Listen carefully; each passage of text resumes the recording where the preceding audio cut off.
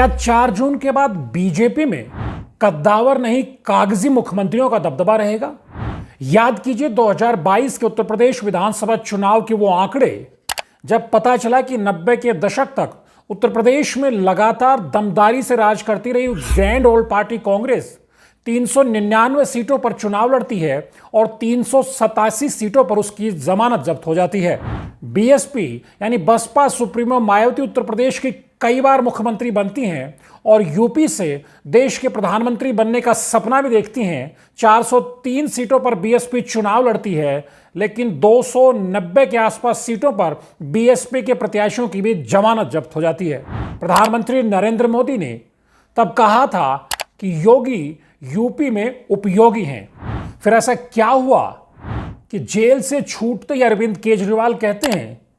कि 4 जून आने के 2 महीने बाद योगी आदित्यनाथ को मुख्यमंत्री पद से हटा दिया जाएगा। इसके लिए वो वीआरएस का टर्म भी लेकर आते हैं। तो क्या 2 महीने बाद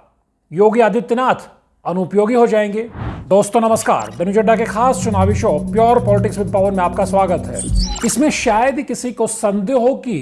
प्रचंड ताकतवर बीजेपी में प्रधानमंत्री नरेंद्र मोदी जैसा पॉपुलर चेहरा कोई दूसरा नहीं है। लेकिन जब दूसरे की बात आती है तो वाकई राजनीतिक गलियारे में यह सवाल खड़ा होता है कि बीजेपी में नंबर 2 कौन है। जब दिल्ली के स्तर पर आप देखते हैं तो आपको दूसरे नंबर पर अमित शाह नजर आते हैं, क्योंकि अमित शाह ही वो राजनीति के चाणक्य बनकर आते हैं जो गांधीनगर से दिल्ली तक प्रधानमंत्री नरेंद्र मोदी के साथ होते हैं और बीजेपी को, जो अटल आडवाणी के जमाने की बीजेपी से बदलकर मोदी शाह के दौर की बीजेपी में लेकर आते हैं, जो लगातार 2-2 चुनाव स्पष्ट बहुमत की ताकतवर सरकारें बनाती है। जम्मू कश्मीर से धारा 370 भी हटाने का श्रेय भी अमित शाह को जाता है और भी बहुत सारे कड़े और बड़े फैसले लेने का श्रेय अमित शाह को जाता है। फिर क्या वजह है कि दिल्ली से बहुत दूर लखनऊ में बैठे हुए उत्तर प्रदेश के मुख्यमंत्री योगी आदित्यनाथ का चेहरा बार बार प्रधानमंत्री नरेंद्र मोदी के बाद नंबर 2 की हैसियत पर देखा जाता है?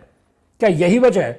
केंद्रीय गृह मंत्री अमित शाह को बेचैन करती है? क्योंकि जो यूपी में योगी मॉडल मोदी शाह लेकर आए, उसका रिपीटेशन फिर दूसरे किसी राज्य में होता नजर नहीं आता, बल्कि राजनीतिक गलियारे में और जो बीजेपी के विरोधी हैं वो लगातार कहते हैं कि योगी को अगर छोड़ दें या योगी को अपवाद मान लें तो फिर ज्यादातर जगह बीजेपी में जहां सत्ता हासिल होती है पार्टी में, वहां पर्ची वाले चीफ मिनिस्टर रखे जाते हैं। इस कड़ी में विपक्षी उत्तराखंड के मुख्यमंत्री पुष्कर सिंह धामी से लेकर मोहन यादव जो मध्य प्रदेश के मुख्यमंत्री बनाए गए हैं, भजनलाल शर्मा जो राजस्थान के मुख्यमंत्री, छत्तीसगढ़ के मुख्यमंत्री और दूसरे कई राज्यों के मुख्यमंत्रियों का नाम एक झटके में गिना देते हैं। असम के मुख्यमंत्री हेमंत बिश्व शर्मा को भी अमित शाह का बेहद करीबी माना जाता है, लेकिन उनके तेवर और उनकी शैली भी योगी आदित्यनाथ की तरह आक्रामक लेकिन हेमंत बिश्व शर्मा की शैली भी योगी आदित्यनाथ की तरह आक्रामक और तेवर वाली होती है। यह अलग बात है कि वो पूरे नॉर्थ ईस्ट को देख रहे हैं और उनका दबदबा उतना कितना राजनीति में रह पाएगा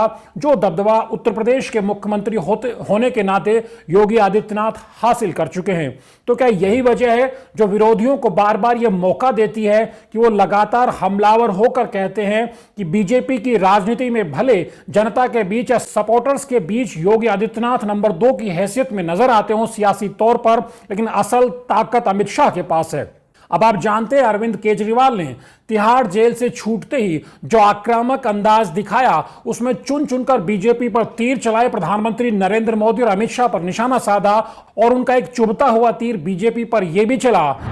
अगर ये चुनाव जीत गए मेरे से लिखवा लो 2 महीने के अंदर उत्तर प्रदेश का मुख्यमंत्री बदल देंगे ये लोग। योगी आदित्यनाथ की राजनीति खत्म करेंगे, उनको भी निपटा देंगे ये लोग। उन्होंने कहा कि अगर 4 जून को बीजेपी केंद्र की सत्ता में फिर से काबिज होती है तो उसके 2 महीने बाद उत्तर प्रदेश के मुख्यमंत्री योगी आदित्यनाथ को हटा दिया जाएगा। दरअसल ये बीजेपी की और खास तौर पर मोदी शाह की वो दुखती रग है जिस पर अरविंद केजरीवाल ने हाथ रखा, क्योंकि केजरीवाल की प्रेस कॉन्फ्रेंस से थोड़े दिन पहले ही, बमुश्किल 2 दिन पहले आपने सुना होगा, जब इंडिया टुडे के पत्रकार राजदीप सरदेसाई ब्रजभूषण शरण सिंह, जी हां, बाहुबली नेता जिन पर महिला खिलाड़ियों के साथ यौन शोषण के आरोप भी लगे हैं और दिल्ली में उन पर आरोप भी तय हुए हैं, उनका जब इंटरव्यू करते हैं तो उनसे पूछा जाता है कि आपके नेता कौन है, तो वो डंके की चोट पर कहते हैं कि उनके नेता प्रधानमंत्री नरेंद्र मोदी हैं। जब पलटकर राजदीप सरदेसाई फिर पूछते हैं योगी आदित्यनाथ आपके नेता नहीं है, उसके बाद वो खामोशी ओढ़ लेते हैं और वो कहते हैं जो आप समझना चाहें समझ सकते हैं। मोदी जी अभी भी आपके नेता हैं? नेता है, देखिए मैं, योगी जी अभी भी आपके नेता हैं? मोदी जी हैं। मोदी जी हैं, हाँ, अभी भी आपके। योगी जी बच्चों में लगाना हो लगा लीजिए। उसके बाद भी मीडिया ने अगले कुछ दिनों में उनसे लगातार इस मसले पर पूछा तो उन्होंने इसी बात को रिपीट किया कि योगी आदित्यनाथ उत्तर प्रदेश के मुख्यमंत्री हैं, लेकिन उनके नेता प्रधानमंत्री नरेंद्र मोदी हैं। सियासत को थोड़ा भी जानने वाले जानते हैं कि ब्रजभूषण शरण सिंह केंद्रीय गृह मंत्री अमित शाह के बेहद करीबी हैं और वो जिस सुर में बोले हैं उसके तार दिल्ली से जुड़े हो सकते हैं। तो क्या समझा जाए कि जिस तरह से योगी आदित्यनाथ बुलडोजर बाबा के तौर पर एक सख्त प्रशासक और लॉ एंड ऑर्डर के मोर्चे पर एक जबरदस्त इमेज अपनी बना चुके हैं, भले ही इसकी आलोचना भी अपने स्तर पर उनके विरोधी करते हैं, लेकिन जिस तरह उत्तर प्रदेश में योगी आदित्यनाथ ने अपनी छवि गढ़ी है उसी का परिणाम था कि जब 2022 के नतीजे आते हैं तो ये 37 साल बाद उत्तर प्रदेश के राजनीतिक इतिहास में 37 साल बाद ऐसा होता है कि कोई सत्ताधारी दल जो 5 साल की सरकार चलाने के बाद फिर से सत्ता में लौट कर आती है, बेहद मजबूत होकर के आती है। यह मजबूती योगी आदित्यनाथ के साथ थी। यही वजह है कि प्रधानमंत्री नरेंद्र मोदी जब गंगा एक्सप्रेसवे का उद्घाटन करने के लिए उत्तर प्रदेश की जमीन पर उतरते हैं और एक तरह से 2022 के चुनावी कैंपेन का आगाज करते हैं तो वो खुद कहते हैं, यूपी प्लस योगी बहुत है उपयोगी।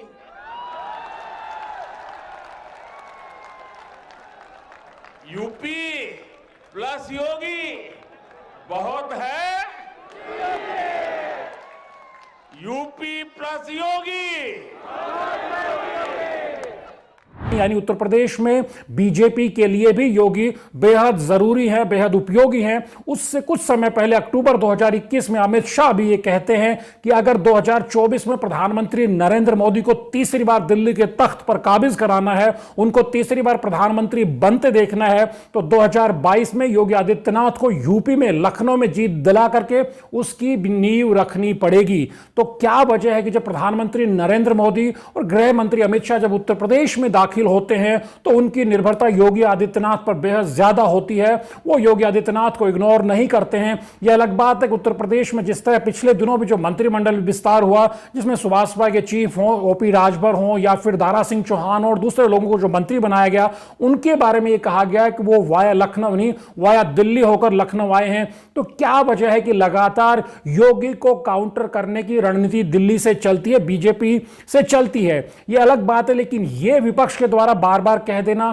कि अगर तीसरी बार प्रधानमंत्री नरेंद्र मोदी दिल्ली के तख्त पर काबिज होते हैं तो यूपी के मुख्यमंत्री योगी आदित्यनाथ 2 महीने से ज्यादा अपनी कुर्सी पर नहीं रहेंगे। तो क्या यही वजह है कि उत्तर प्रदेश से लेकर राजस्थान और गुजरात तक जिस तरह से राजपूतों का विरोध लगातार पिछले कुछ समय से देखा जा रहा है, क्या वो इसी आशंका के चलते हैं या फिर यह विपक्ष का तीर है जो लगातार बीजेपी की तरफ छोड़ा जाता है?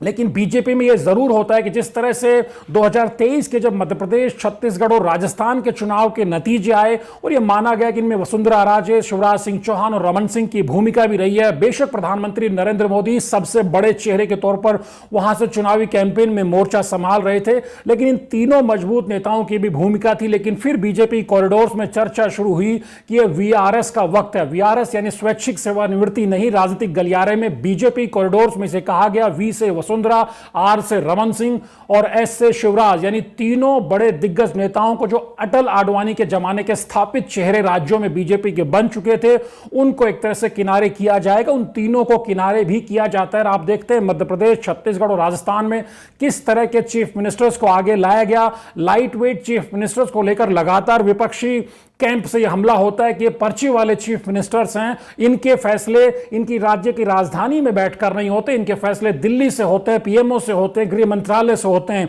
इसी कड़ी में थोड़े समय पहले तक उत्तराखंड के मुख्यमंत्री पुष्कर सिंह धामी को भी इसी कड़ी में गिना जाता रहा था, क्योंकि वो 2022 का विधानसभा चुनाव जब प्रधानमंत्री नरेंद्र मोदी की उत्तराखंड में प्रचंड लहर चल रही थी और बीजेपी दोबारा सत्ता में रिपीट करके आती है और उत्तराखंड में भी जो सत्ता का रिवाज है वो बदलता है, क्योंकि आप जानते हैं कि 2002 के पहले विधानसभा चुनाव से लेकर 2022 के चुनाव नतीजों से पहले तक जो 4 विधानसभा चुनाव होते हैं, लगातार एक बार सत्ता में कांग्रेस आई तो फिर बीजेपी, फिर कांग्रेस और फिर बीजेपी को सत्ता मिली। लेकिन ये प्रधानमंत्री नरेंद्र मोदी का 2014 से उत्तराखंड में जो जादू चल रहा है उसी का नतीजा था कि 2022 में बीजेपी को 47 विधायकों के साथ प्रचंड बहुमत जरूर मिलता है, लेकिन जो sitting chief minister Pushkar Singh Dhami होते हैं वो खटीमा में बुरी तरह से चुनाव हार जाते हैं। हालांकि ये अलग बात है कि उत्तर प्रदेश में केशव प्रसाद मौर्य से लेकर के और दूसरे बहुत सारे समीकरण साधने की बात आई और यह कहा गया कि उसी कड़ी में हारने के बावजूद 47 विधायकों को दरकिनार कर पुष्कर सिंह धामी को मुख्यमंत्री बनाया जाता है।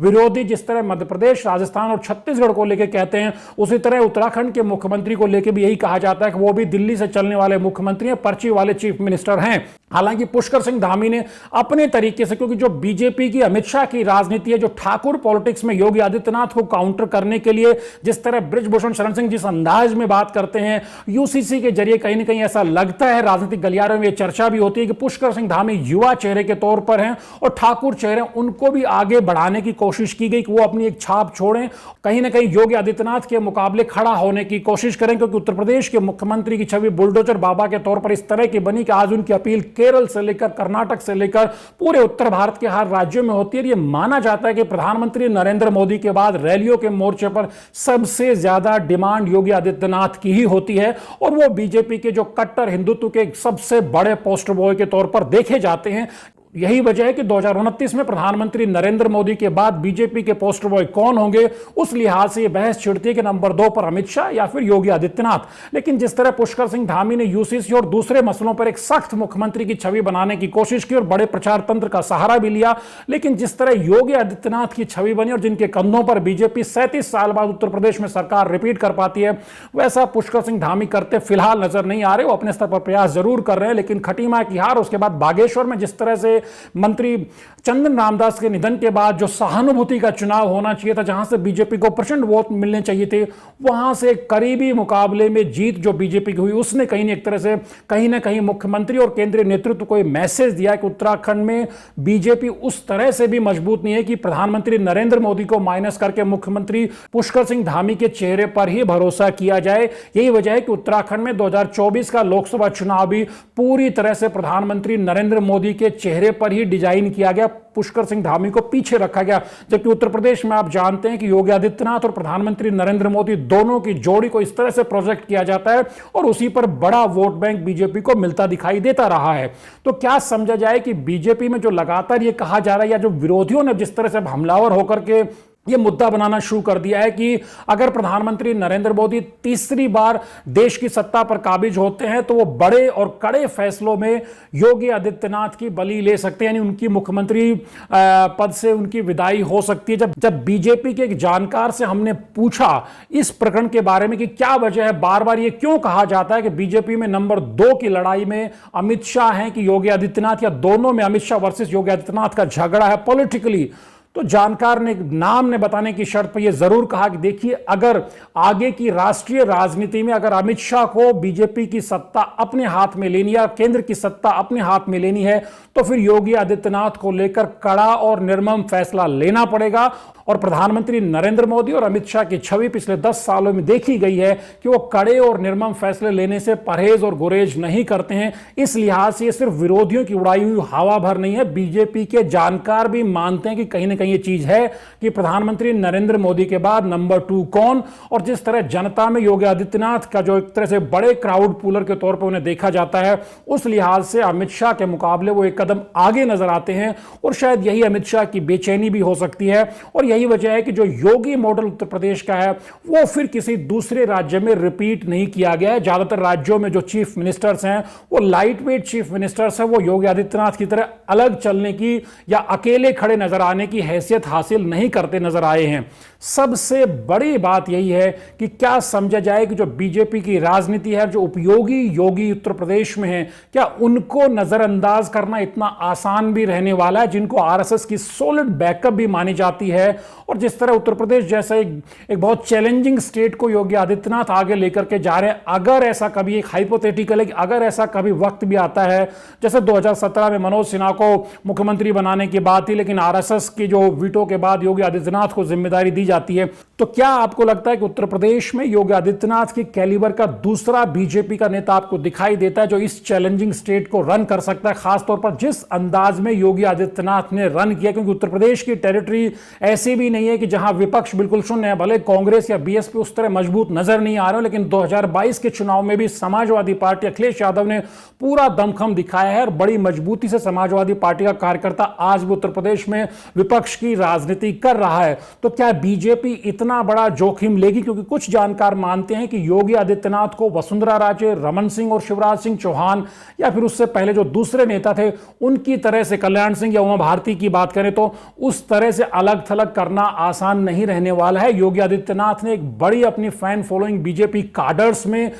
एक एग्रेसिव हिंदुत्व चेहरे के तौर पर बनाई है और प्रधानमंत्री नरेंद्र मोदी और गृह मंत्री अमित शाह ये जोखिम बिल्कुल लेना नहीं चाहेंगे कि इतने बड़े राज्य में, देश का जो सबसे बड़ा सूबा है और दिल्ली की सत्ता लखनऊ के रास्ते से जाती है, वहां इतना बड़ा जोखिम लेंगे। क्योंकि बहुत बीजेपी में जब आप नजर दौड़ाएंगे तो आपको योगी आदित्यनाथ को रिप्लेस करता कोई चेहरा कम से कम अभी तो नजर नहीं आता है। और जो तमाम जो योगी मॉडल को अगर आप एक तरफ रखें तो तमाम राज्यों के जो मुख्यमंत्री हैं वो उस तरह से अपनी मजबूत छवि भी नहीं बना पाए हैं। उनको खुद अपने चुनाव में प्रधानमंत्री नरेंद्र मोदी के सहारे की जरूरत होती है। और कुछ मुख्यमंत्री तो ऐसे होते हैं कि प्रधानमंत्री नरेंद्र मोदी की सुनामी के बावजूद वो अपने विधानसभा क्षेत्र में चुनाव हार जाते हैं। खटीमा में हमने, उत्तराखंड में हमने इस तरह देखा कि जब एक तरफ बीजेपी की प्रचंड लहर चल रही थी, प्रधानमंत्री नरेंद्र मोदी के नाम पर वोट पड़ रहा था, तब भी पुष्कर सिंह धामी सिटिंग मुख्यमंत्री होने के बावजूद खटीमा से चुनाव हार जाते। तो ये बीजेपी की तस्वीर है। लेकिन देखना दिलचस्प होगा जब 4 जून के नतीजे आएंगे, बाजी बीजेपी के हाथ में आती है या क्या होता है। उसके बाद जो बीजेपी की अंदरूनी राजनीति है, जिस पर विपक्षी लोग तीर चला रहे हैं और योगी आदित्यनाथ को माइनस करने की बात कर रहे हैं, क्या वाकई ऐसा हो सकता है? क्या बीजेपी में मोदी शाह जोखिम लेंगे? इस सब पर हम लोगों की नजर रहने वाली है। बेहद इंटरेस्टिंग ये देखने वाली बात होगी। द न्यूज़ अड्डा के वीडियोज को लाइक कीजिए, शेयर कीजिए और चैनल को सब्सक्राइब जरूर करिए। नमस्कार।